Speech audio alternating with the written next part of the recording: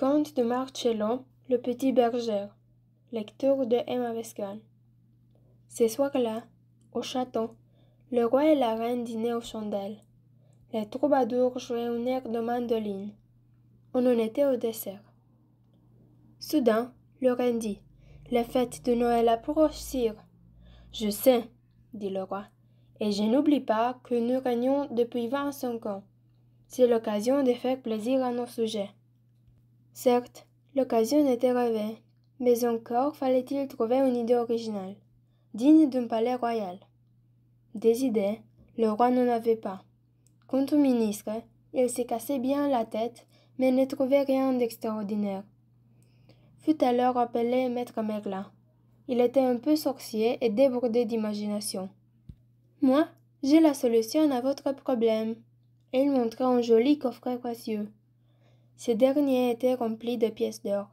Il montra également son clé. « Alors, fit le roi, alors, voici une clé magique. Il la tourne dans la serrure, que si c'est lui qui l'a en main, pense justement ce qu'il faut penser. » Lui seul put alors emporter le coffre, rempli d'or, et devenir riche. « Mais à quoi faut-il penser ?» interrogeait le roi. « Ah, ça, c'est un secret. C'est vos sujets qui doivent chercher, » répondit Maître Merlin. Cette idée plut au roi et à la reine. Aussitôt, un jeune troubadour parcourut la ville pour informer les habitants.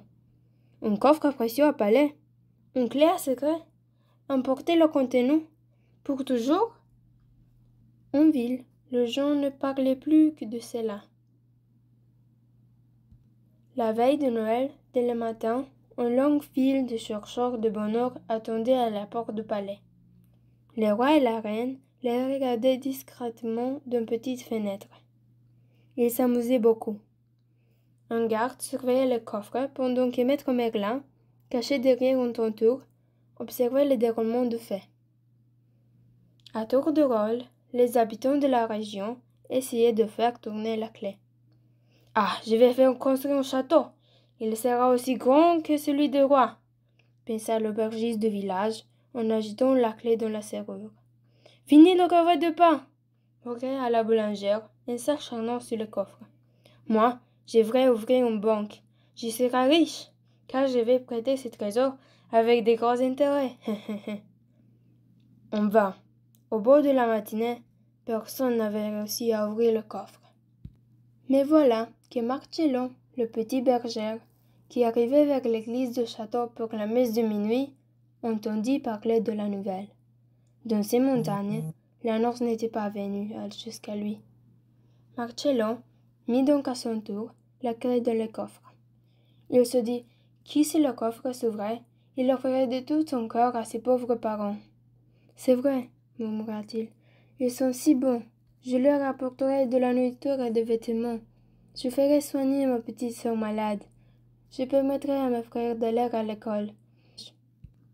Et sûrement qu'il resterait encore plein de pièces d'or pour les plus malheureux du village. » Comme il pensait à tout cela, le roi et la reine et tous les habitants du village n'en crurent pas leurs yeux. Le clé venait de tourner.